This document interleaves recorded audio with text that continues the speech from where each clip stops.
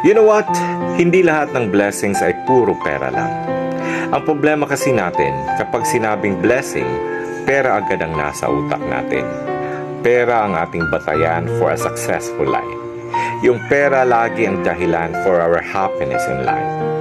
Oo naman, di ba? Kasi naggagawa natin lahat ng gusto natin dahil sa pera. Pero alam mo, magkaiba ang happiness at ang joy. Kasi ang happiness always requires happiness para magiging happy ka. Like for example, inaantay mo lagi ang sweldo para may pera ka. Kumain, bumili ng gusto mo, makagala kasama ang kaibigan at uminom. And after that, mag-aantay ka na naman sa susunod na sweldo kasi ubos na ang pera mo.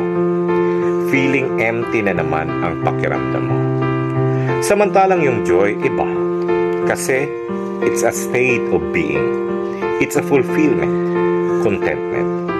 Andyan yung blessing ng buhay, buo ang pamilya, walang mga sakit, may iilan pero totoong kaibigan, bagong mga opportunities at memories in life.